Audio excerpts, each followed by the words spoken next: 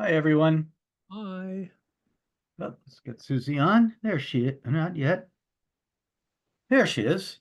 Hi, Susie. Um, Carol and I are in the kitchen at the synagogue getting ready for Saturday. So we're Okay. gonna mute and listen, but we're not participating. Okay. Bummer. You'll owe us a lot next week. Next week I won't be here either. Next week I'll be in Colorado. You Yeah. won't be here either. Oh, that's right. Nobody will be there. It's Next week Thanksgiving. is Thanksgiving. That's right. Yeah. Susie, I'll be in yeah. Syracuse. Cool. All right. Yep. Well, there's Carol. Everybody say hi, Carol. Hi, Carol. Hi, everyone. Good afternoon, all. Yep. Good afternoon. Oh, wait a minute. Sarayim Tovit. Yep. Let me just call up the text. That would be helpful, would it That not? would be helpful. Yeah. Oh, come on. Just tell us if it's the Parsha or the Haftarah. It's the Haftarah. Through Genesis, we're doing Okay. the Haftarot. Okay, fine. Oh, good. That's good to know. That's going to be the regular thing. We're Yeah. going to count on that. Okay, terrific. Yes. Okay, brother. The Haftarah, Molechem Aleph, Yeah. Okay. Now let me get back to sharing the screen. I don't know what happened. Nice dramatic one. Yeah. Oh, the Haftarah is Right, delicious for us younger Yeah. men, right? Right, Every man in so- this room is over 70, right? No, I'm not. Oh, you're not yet, right? Not yet. Okay, you don't count, though. You're the teacher. Yeah, I got 5 years to go. But it doesn't mean that you don't count because you're the teacher. That's what I Right. meant. Okay, wait a minute. Let me see I don't know. I'm having a problem here. I don't know why. Wait, let me just get out of this a second. If I lose you, I'm sorry. I'll be right back. Okay. No, there we Well, are. Okay. Now, let me try this again. There we go. And let me increase it so it is readable. All right. So, again, we are doing the Haftarot through through the Parshiot of Bereshit, or Parashot of Bereshit. And we are now, of course, on Haftarat Chaye Sarah, which, like the Torah portion, is, well, not yes and no. We are talking about a transition. In the parasha, of course, Sarah dies, and Avraham purchases a burial plot in Marat HaMachpelah, and then what follows is finding a wife for Isaac, so he will be prepared to take over for his father, and at the end of the parasha, Avraham dies. So in our Haftarah, we do have kind of a deathbed scene, but it's that of King David, and he's still alive, more or less. Yes, Yehudi? But I think we have to point out that Abraham has lost his wife, but he makes sure his son is married before he remarries. But in this parsha, he does remarry, and at the age of 140, he fathers 6 children. So Right. before we put him into his, way, let's make sure we understand, the contrast between him and David. Right. And he's got another 35 years to go. Yeah. Yeah. And his wife, Keturah, becomes a modern kibbutz in Israel, run by Yehuda Hatzair, young Judea. Okay. So, but let's get into this story because there are a lot of things to consider. And the opening line itself is incredibly dramatic. So who would like to begin reading? Oh, I will. Okay, thank you, Susie. Now King David was old, advanced in days, and they covered him with garments, but he could not get warm. Okay, The so word doesn't mean garments, it means blankets. Usually it means garments, but not Yeah. here. I'm just using the Fox translation because he's sensitive to the literary qualities. His translation is not necessarily always correct any more than NJPS or anybody else is always correct. Well, JPS has bedclothes. Okay, that would be, I think, a little bit Blankets is closer. more realistic, you know. Mhm. Yeah. So I don't have the Fox translation here with me, so I don't have his notes. Oh, okay. I mean, I'm just saying a good number of the English translations have blankets too. Yeah. Okay. So, so what is this picture we have immediately of David HaMelech? Old, very old. Very old. You know, he can't get warm. You know, we understand that. And of course, this is in tremendous contrast to how we normally think about David. Mhm. And that is even more blatant as we get to the next section. Go ahead, Susie. So his servant said to him, let them seek for my lord king a nubile girl, that she may stand in waiting before the king and be a caregiver for him. She will lie in your bosom, and my lord king will be warm. Okay, so in the JPS, they do use the term bedclothes. And they translate, they say a nubile girl, That's actually correct. Arabitullah. Virgin is not. Pardon me? I say nubile is more correct than virgin would be. Yeah, exactly. You know, the word Betullah is commonly translated as virgin, but it's not always accurate. In fact, there's one place in Bereshit where it talks about, I think it's Bereshit, and Yehudi, I'm sure you'll correct me, where it says, Betullah asher lo yad'a ish. That's The it. virgin, That's in the about Rivka. right. That's in this week's part. Yeah. Oh, But the okay, that's even why it's so better familiar. example is Yoel. Eli kibutullah chagorat sak al ba'al orel. So there's no question it doesn't mean virgin. It means a young nubile woman. That's all. Yeah. So they're going to bring this. Well, the rabbis think it means a virgin. Right, right. And we'll get into some of the thoughts about that. But Susie, go on. So they sought out a beautiful girl throughout all the territory of Israel, and they found Avishag the Shunammite, Who, by the and way, brought her according to the to the rabbis, king. what before you go on, remember Avishag the Shunammite, according to the rabbis, was the sister of the Shunammite woman that we saw in last week's parasha. I mean, that's not in the biblical text, but Oh, it can't be that chronologically. There's no way that could be. right. But you know, the Bible does not It's just like cute. yeah, right. And she could be they the run away grandma. from all kinds Yeah. of anonymous characters. They always try and I think it's find more out who fun it to is. say that in Malachim we're introduced to two Shunammite women. The first is the most beautiful young woman in Israel. Right. The second is one of the most pious women in Israel, and also quite wealthy, and uses Right. her wealth for a very, very nice cause, and is rewarded accordingly. And that, if anything, I think that contrast is intentional. Shunem is a small town in Sheva Yisachar. You know, the two central female characters are in Sefer Malachim are both coming from the same places. I don't think is an accident. I think that's intended to be a many people think that Shuvi Shuvi Hashulamit and Shir Shirim is really Hashunamit. That's most critics actually think. You can look in Fishbane if you want on his commentary on Shir Shirim. I'm not seeing you, Rabbi Papi. Only I'm seeing you from the nose up. There you go. That's much better. Sorry, this just I'm more in line with the camera, but it makes me have to look down at the screen. Okay, so finish off this section, Susie. Now the girl was beautiful, exceedingly so. She became a caregiver of the king and attended to him, but the king did not know her. And what does this probably mean? He never couldn't get it up. Yes. So again, the biggest stud in Israel can't get it up. Exactly. That's why this say? opening section is so powerful.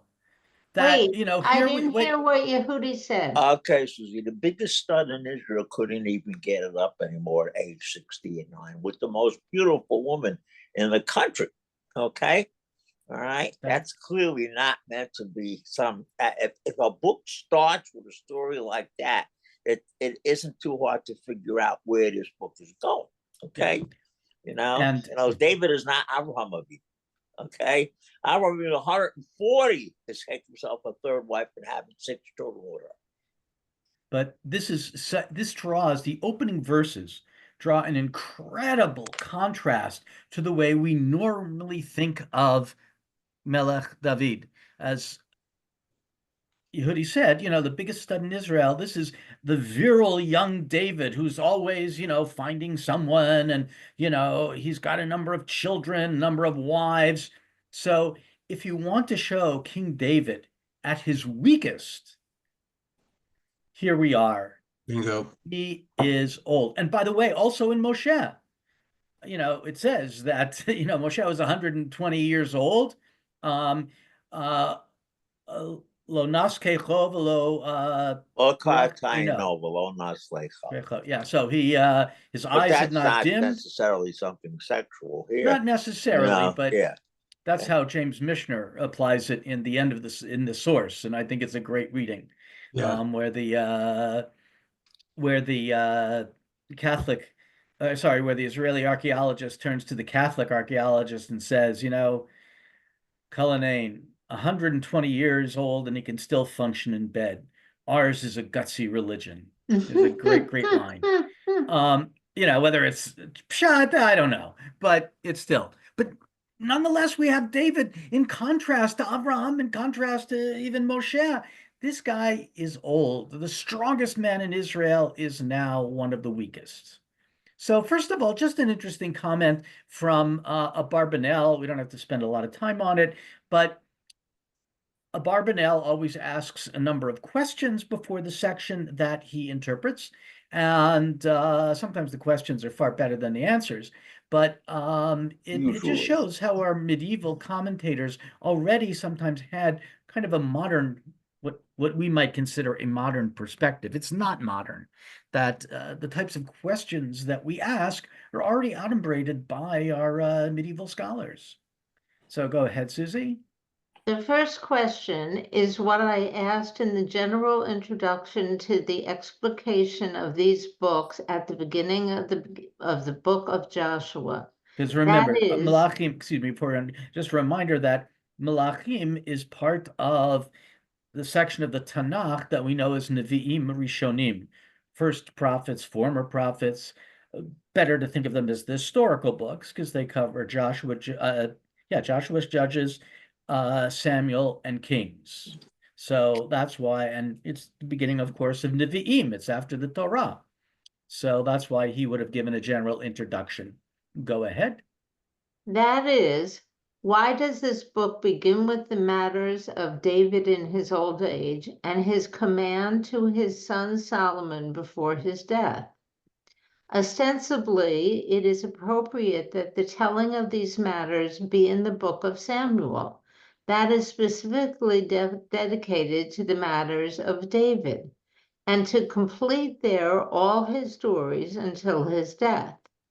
Then, beginning the book of Kings with the matters of Solomon and his stories, because that is precisely what is appropriate to be told in this place. Okay, so, it just a good question that, why, when it's David who is covered in Sifrei Shmuel, what's he doing here in Malachim, which really begins the story of Shlomo? And now we see his answer. Now David was old, etc. I have already written apart from this play the introduction that the prophet Jeremiah, may he rest in peace, who wrote this book, sought to begin it at this point because he intended to include in this book all the matters of Solomon and his anointment and what continued after him, to be all the matters that relate to Solomon's story. Okay, before you go on, just one of the traditional notions is that Yirmiyahu wrote Sefer Malachim, and we know that the historical books of Joshua through Kings seems to be edited or show great influence of one particular editor, and that is the Deuteronomic editor. A lot of connections between Devarim and Melachim, and really throughout these books. And for traditional commentators, it was Jeremiah, because he lived at the time of the destruction of the temple. So it would be appropriate that he would write down all this, he would have and write down all of these materials. I don't think it's likely that he did, but there's also a lot in Jeremiah that reflects the book of Deuteronomy and some of these other sections. So, I think the rabbis were also sensitive to the styles of what was being written, and they could sense the connections between different parts of the Tanakh. Okay, so basically, one would think that Melachim would be all the matters that relate to Solomon's reign. Go on. Therefore, these details did not come in the book of Samuel, for there were written all the matters of David as he was king of Israel. However, the anointing of Solomon and what followed after him were already part of the story of Solomon, and his matters were included in his time. David was already not king, for one kingdom does not overlap the next by even a hair's breadth. That's based on discussion in the Talmud, and they're talking about who takes over for whom, when, and they make that statement. Because of this, it is appropriate that all of these matters would be related to Solomon and appear in his book. With this, the first question is answered. Yeah, so just wanted to bring that in, not necessarily the deepest commentary, but nonetheless, it shows that our medieval commentators were sensitive to many of the issues that later commentators would remark on and pay attention to. And in fact, in his overview of the different books that are used for the Haftarot, Fishbane talks about the book of Melachim and its influences, etc. Yehudi? Well, you could a little improvement on it, Barbara. Now, the word here is succession, okay? And why is succession? Because the basic fundamental enterprise in monarchy is succession, okay? That's its hu uvanav b'karev Yisrael. Now, if you look at Sefer Shmuel, you have four major leaders there: Eli, Shmuel, Shaul, and David. Not one of them succeeds in transmitting the leadership to their children. Every single one of them has their family supplanted by somebody else. And as this book of Samuel runs along, you're beginning to get the feeling that David's not going to be able to pull it off either, having his firstborn son raping his daughter, having that firstborn son murdered by his third son, who then proceeds to revolt against David himself, and himself is killed. So, at this point, the succession story keeps us in suspense, unlike in Divrei Yamim, where there's no suspense at all because there's no rivalry whatsoever. God picked Solomon. Now, that is not the case in Shmuel Melachim. We have no idea at the end of Shmuel who is going to succeed David, okay?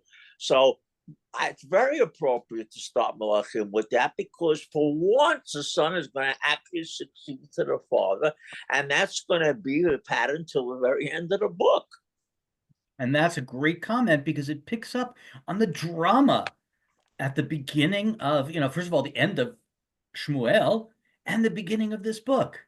And here we have, if we're worried about whether or not David's going to appoint a successor, and the book opens up where David is just, he's just an old man lying in bed who's impotent, and in all ways. What's going to happen? Yeah, if he's impotent sexually, who knows if he's going to be able to basically be able to supervise his own succession, right. And also he's cold and he's old and he's falling apart. It's like, why do I think that basically the next place that Biden is going to live after the White House is a nursing home? I don't think that for sure. But what I'm saying is this few 4 verses that start the book makes you, it's certainly teasing you to believe that David is not going to be able to get up to the occasion and see for sure that the successor is the person he wants to succeed. And that, of course, leads into this next part. And Susie, read this next section again here. But meanwhile, Adoniah, son of Haggith, was exalting himself, saying, I will be king. And he provided himself with chariotry and steeds, with 50 men running ahead of him. Now his father had never scolded him in all his days, saying, For what reason do you do thus? And he was also exceedingly goodly in form. It was he to whom she gave birth after Absalom. So again, this looks like chaos. David is not yet dead, no matter how close he might be. And already his one son is going, he's learning from his predecessors. He's going to take control. And he starts setting up, if you will, his own cabinet. Then we have this interesting note, perhaps suggesting why Adoniah was willing to just step in this way. That the guy he was never disciplined. The word atzavo shouldn't be translated scolded. It's better to say pained. My father would scold me, but he'd also give me strap lickings, and those cause pain.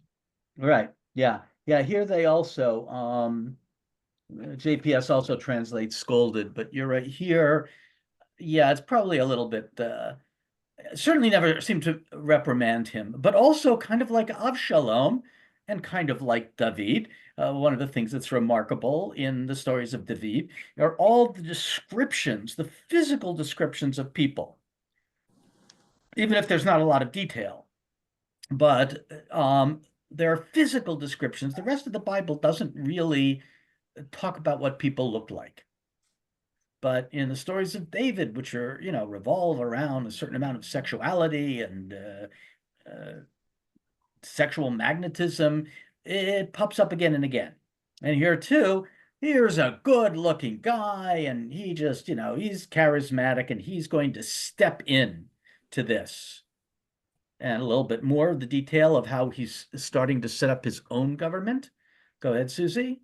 Now his private words were with Joab, son of Seruya. You can just look up and read the Hebrew. Seruya. It's even difficult to pronounce in Hebrew. Yeah. And with Evyatar, the priest, they provided help to follow after Adoniah, which Zadok the priest and Benayahu, son of Jehoiada, and Natan the prophet, and Shimi and Re'i, and the mighty men who belonged to David were not with Adoniah. Okay, setting up the sides. Yoav is a major general of David.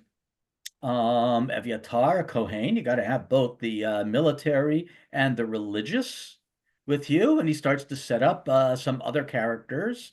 On the other hand, you have to remember that some other major people were not with Adoniah. He didn't call them. He kind of maybe already knew that these are the people who are not necessarily going to follow him. And they're pretty powerful people. Nonetheless, go ahead.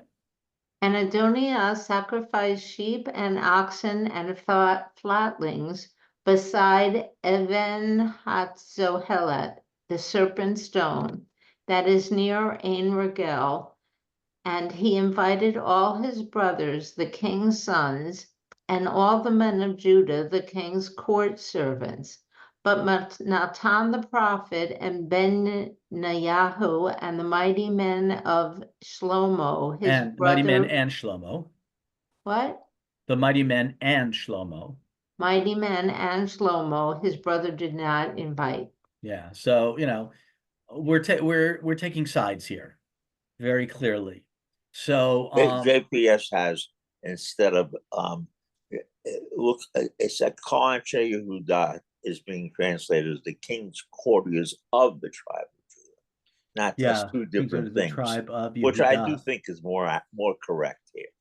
In other words, we weren't told in verse 7 about these people. It makes it sound like the only conspirators on Adoniel's side are Yoav and Evyatar. It becomes very clear from the verse we're learning now that there's a good deal more people involved in this. All the princes.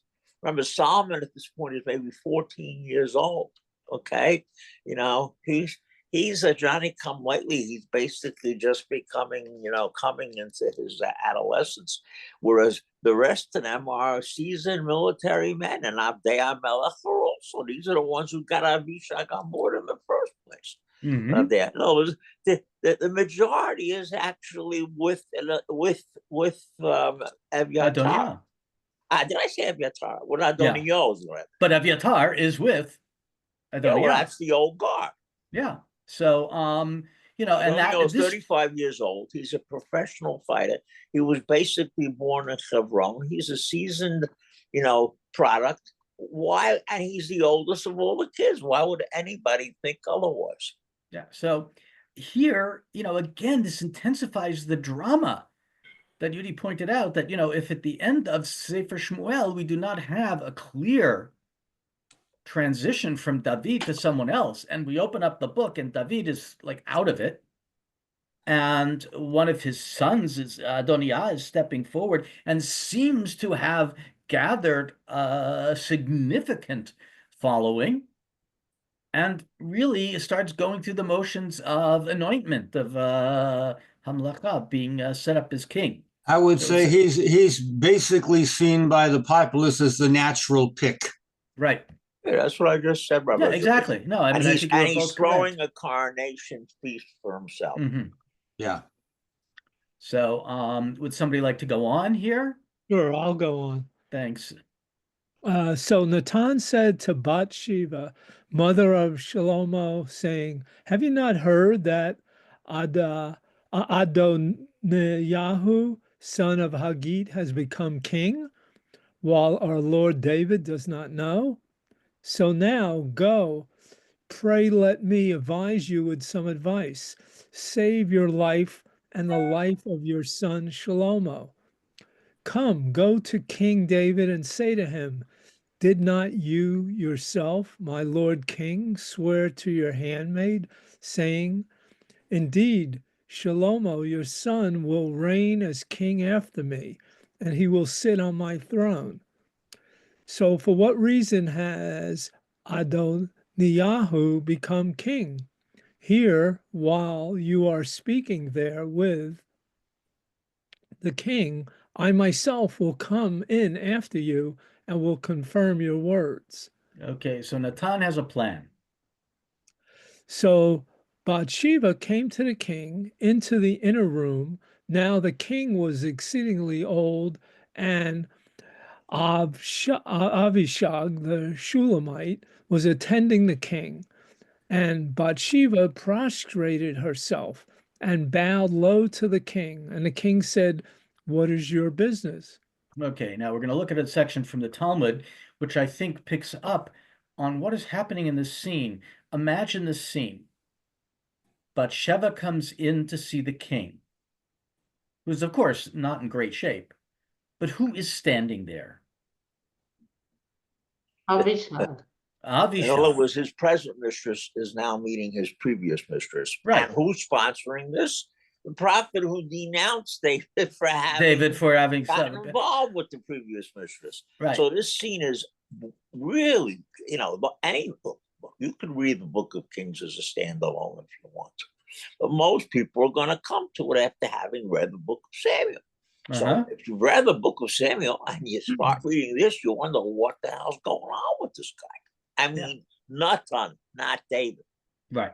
But still, you can, the emotion, Bathsheba was presumably one of David's favorite wives.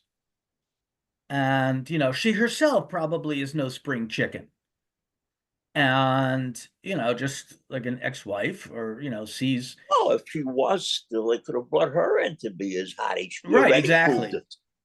And here they bring in, she comes in, and how could she possibly feel? First of all, aside from being scared for her life and the life of her son, she's also like, oh my God, this is reminding me that I'm old, and that, this is all, I mean, it's just powerful. I have to think of the emotions going on here. So now we're just going to take a look at a little bit of a Gemara, which is somewhat commenting on everything that's going on here. This might be a little bit of humor, but so shall go on. First of all, we start with the Mishnah. Start with the Mishnah. Okay. Yeah. Okay, so from the Mishnah, one may not ride on the king's horse, and one may not sit on his throne, and one may not use his scepter, and one may not see him when he is having his hair cut, nor when he is naked, nor when he is in the bathhouse. As it is stated, you shall set a king over you, meaning ensure that his fear should be upon you. Yeah. So the word should be awe, A-W-E, right. not fear. Yeah, I just copied it. But it's first of all, there's certain things that you just don't do. You can't just walk into the White House and sit at the desk in the Oval Office. Which, You of just course, don't do that. digressing a little bit, makes more poignant when Haman says, let him ride on the king's horse. Right. Yeah. Yes, very good, Rabbi. Yeah, absolutely. Because as you see all of this, it's but also you don't see him in any kind of compromising position. One of the things that used to drive me crazy, excuse me for being crude, but we used to swim against another high school, and in the men's locker room, they didn't have doors on the stalls. They had what? They didn't have doors Oh, on the stalls. I was like, come on, like you can't have a little privacy before the meet. And I mean, we're all changing together. It's just a little weird. But the point is, Som tasim alecha melech. Place a king above. You have to have some respect for the person in charge. If you don't have that sense of awe, who's going to listen to him? And going on, now we have the commentary of the Gemara. Go ahead, Shel. Rav Yaakov says that Rabbi Yohanan says Abishag the Shulamite was permitted to Solomon, but forbidden to Adoniah. She was permitted to Solomon, as he was a king, and a king may use the scepter of a king. She was forbidden to Adonijah as he was an ordinary person. Yeah, so there's going to be some question about, But Rabbi Popka, I think it might not be a bad idea to explain that later on in this story, what's the way we're going to get Adoniel bumped off is because Adoniel, now having lost the throne, decides that he's going to ask for the hand of Abishag, and Solomon sees that as an attempt to basically get into the throne by way of the back door. But remember, we have to assume that the author of Malachim, who says that they didn't have knowledge of each other, meaning they didn't have relations, my reaction to that has always been, how does he know? And of course, we're presuming an omniscient narrator, but you do have to realize that Solomon himself thinks that his father slept with Abishag, because that's why he has. Yudi, think of what Avshalom does as soon as he comes. Right, exactly. Rabbi Zucker, carry it from there. I'm dropping out. Yeah, go ahead. Okay. The first thing that Avshalom does in his rebellion, he gets into Jerusalem, he gets the palace, he takes the remaining concubines, concubines. thank you. And in the sight of everyone He puts a bed on top of the palace in the sight of everyone. He beds them down. On the Saying, same roof that David saw Bathsheba. I'm king.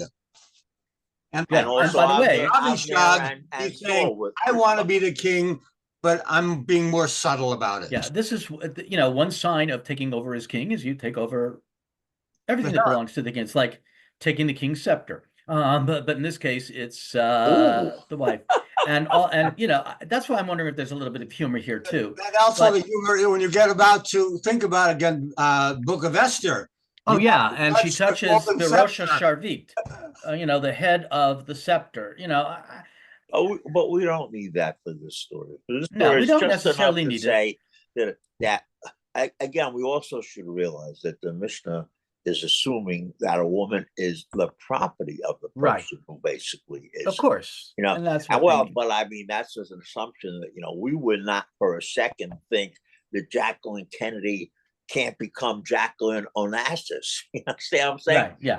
And if anybody said that, we think that person was absolutely off the Right. wall. So we have to put the Tanakh in place of where, listen, nobody's going to exceed me in standing by the values of the Tanakh, but we also have to say when the Tanakh's values are no longer ours. Yeah.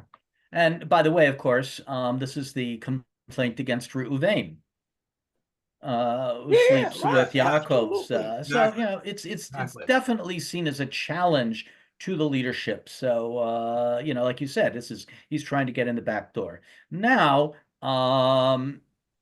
here we have going on a little bit more on the story. Go ahead, Shell. Sure. The story of Abishag, what is it? As it is written, now King David was old, advanced in days. So his servants said to him, let them seek for my lord king a nubile girl. She will lie in your bosom, and my lord king will be warm. As it is written, so they sought out a beautiful girl, and they found Abishag. And as written, now the girl was beautiful exceedingly so. She became a caregiver for the king and attended him, but the king did not know her. Okay, so first of all, they give you the biblical text. Right. Now they're going to add some details. And this is still in Gomorrah, right? Yeah, this is all the Gemara is quoting the biblical text. Yeah, This okay, is all just the making Gemara. sure. Yeah. Abishag said to King David, marry me. King David said to her, you are forbidden to me, as I already have 18 wives. Wow. Yeah, well, we'll see Abishag's response to that, and I think this is definitely a little bit of humor. Abishag said to him, when a thief is lacking what to steal, he makes himself like a man of peace.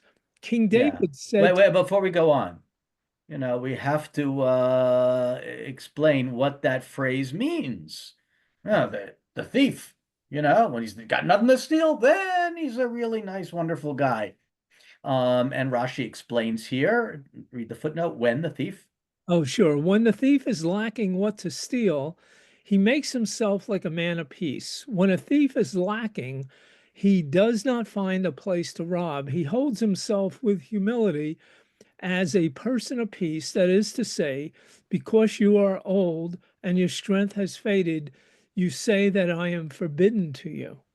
Yeah, you're making excuses when you have 18 wives. Like that's ever stopped them before. Right. Having wives. Okay, go back to the Gemara. King David said to his attendants. King David said to his attendants, call Bathsheba to me. And it is written, so Bathsheba came to the king into the inner room. Now the king was exceedingly old, and Abishag, the Shulamite, was attending the king.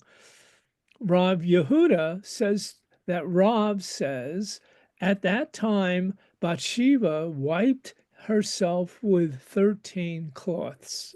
Yeah, so, and we're going to explain why, because you can't have King David looking so old, and, you got to feel bad for poor Bathsheba is looking at Avishag. Well, kind of a creative rereading here. Go on, Bathsheba wiped herself. Yeah, he had intercourse with her 13 times, and she wiped herself between each and every one. Within this verse are written 13 words.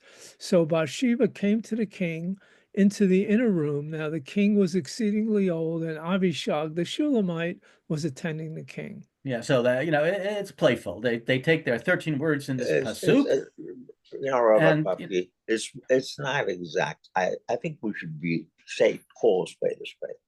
The Tanakh is telling you a story which at least ends up becoming relevant because Adoniel is going to ask to marry her, and that's going to be the thing that gets him knocked off.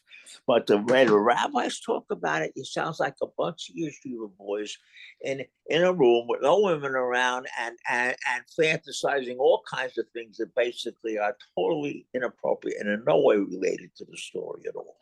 There's nothing playful about this. Maybe you think it is. I don't know. I'm turned off by this type of thing. I think it comes from men who what's the word? Seclude themselves from women, and then when they talk about women in their male-only environment, they end up saying things that it's a shame that these things even ended up getting published. They should have been edited out. Would have been if I had to be editor, I would have edited that out. yeah, well, I think there are a number of cases in the Talmud where it's a bunch of guys sitting in a locker room. To be blunt. Yeah, exactly. What did Trump call locker room talk? Yeah, I call it yeshiva Beit Midrash talk, but what Trump said would be more accessible to most people. Yeah. So but I think that they're picking up what is this the greatest thing in the Talmud? Not by a long shot. This is not something that I would say, oh, no, you got to the study this innuendo there tomorrow. is really is implicit in the story, but that's how you ruin things. You take something which is implicit by making it explicit, you just ruin it. Well, some people are not as sensitive readers. Like one of my colleagues said that today people would not be so smart in figuring out the acrostics that appear in poems. So he rewrote Dror Yikra, which of course the verses spell out the name of the author, Dunash. Right. The verses.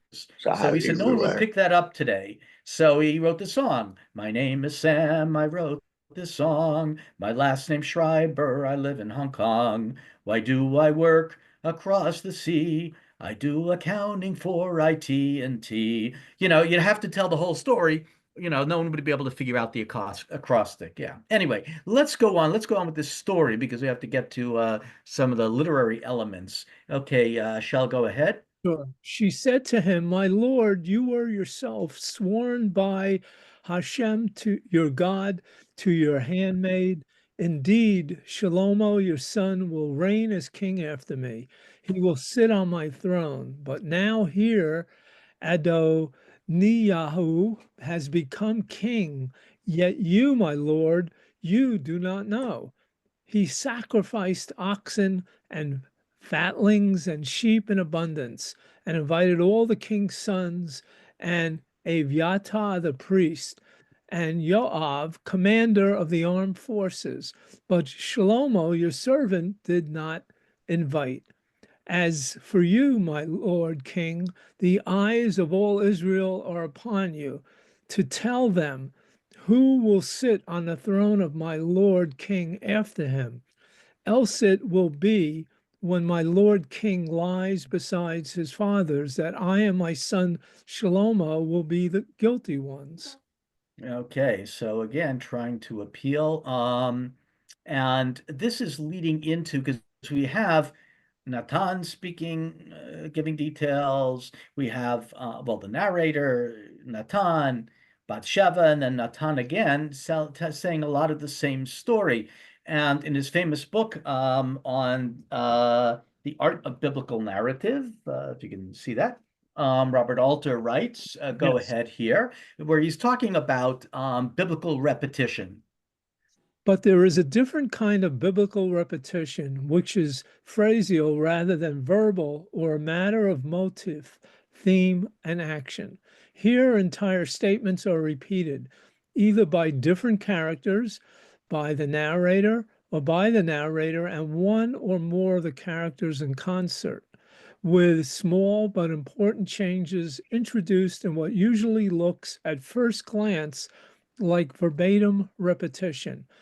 Many of the Right. psychological, moral, and dramatized complications of biblical narrative are produced through this technique.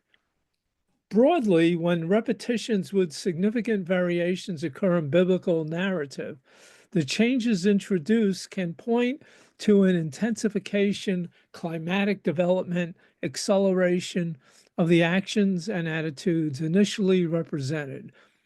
In explicating our narrative, conclude. Yeah, Alter, that's the name. This is Robert Alter. Oh, Robert This Alter, is right. now, I finished the Got it. quote and now I'm just explaining. Understand. Alter continues to demonstrate the effects of the different repetitions. See footnote 5 for similar analysis. Which we are going to. So let's go on with the text. This is back in the Torah. And again, yet another repetition. Now here, while she was speaking with the king, Natan, the prophet, came, and they told the king, saying, Here is Natan the prophet. He came before the king and bowed low to the king on his nostrils to the earth. And In other words, that's just Fox being very, very literal and explaining how someone prostrated themselves. Sure. And Natan said, My lord king, you must have said, Adoniyahu will reign as king after me. He will sit on my throne. For he went down today and sacrificed oxen and fatlings and sheep in abundance, and invited all the king's sons and army commanders and Evyatar the priest. Now here they This is a good example of the real sponsors of Adonio. It's not just, remember what I tried to point out before. Right. Now Exactly. here they are eating and drinking before him, and they said, May King Adoniyahu live. But as for It me, really means long live King Adonio. right. Yeah. Yeah. We'll come back to that line. But It's as important. for me, myself, your servant, and Sadok the priest, and Benayahu, son of Yehoiada, and Yehoiada. and Shlomo, your servant, he did not invite. Is it from my lord king that this matter has come? Well, you have not made known to your servant who will sit on my lord's throne after him? Yeah. So, but David is being overwhelmed. And again, let's just take a look at some of the contemporary literary commentaries. So first of all, again from Alter, footnote 4. Now, one of the intriguing aspects of this whole story, for the omissions of the biblical narrative are as cunning as its repetitions. It is that we have no way of knowing whether David in fact made such a pledge in favor of Solomon, or whether it is a pious fraud that Nathan and Bathsheba are foisting on the old failing king, who hardly seems to know at this point what is happening around him. Yeah, so we have no evidence that this is an actual vow or statement that King David made. And it could very well be, and they're saying, putting in question marks, is this a pious fraud? They're trying to fulfill what is important to have Shlomo take over, but they're in the end they could be deceiving this poor old guy who doesn't know what end is up. And a little bit But more. the story seems to think that Nathan already knew quite some time ago that this pledge was made. Not that, in other words, it just happens to have fallen an opportunity at this point. I mean, for example, if this is something between husband and wife, let's say David promised Bathsheba at a point when, after all that happened. So fine, how does Nathan come out fine about it? In other words, how come he knows that something like this has been pledged between the two of them? He was the one who denounced the two of them together. In other words, there's something in the story that makes you feel that, there's a, what do you call that? Something missing here. In other words, how did it come Lacuna. to pass that you There's a could say the two of them are yes. hatching a plot and foisting something on him that he never ever even said. And I'm not saying that interpretation should be not considered. It should be considered. But I think we also have to see that the author herself doesn't seem to think that this is something they're coming up with, just right then and there. In other words, this seems to have been on the table for a while. That's the way the author is presenting it. Yeah, I think this is, what Alter says, the omissions of the biblical narrative are as cunning as its repetitions. I think it leaves open. So what is it? Are they deceiving him? Totally understandable interpretation. At the same time, who knows? Okay. It is a curious point that Nathan, who had so much condemned David for taking Bathsheba, now is Bathsheba's advisor and basically redeemer. Yeah. Collaborator too. So again, just to get a sense of, how this repetition is working, this is Shimon bar Ephrat, narrative art in the Bible. Go ahead, Shell. Yeah, I think he also doesn't probably Yisrael on the Sefer. Applying Alter's comments on biblical repetition. In some instances, an event is narrated 3 or even 4 times. Adoniah's plot, for example, is recounted 4 times by the narrator, by Nathan to Bathsheba, by Bathsheba to David, and by Nathan to David. Here, too, there are subtle differences between the 3 reports given by the characters. On the one had that should be one hand. And between them and the account conveyed by the narrator on the other.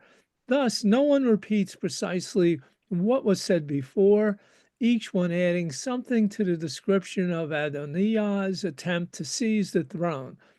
These reiterations can be termed intensifying repetitions, their object being to strengthen and support the efforts at persuasion in order to incite David to act against Adoniah and to ensure that Solomon becomes king.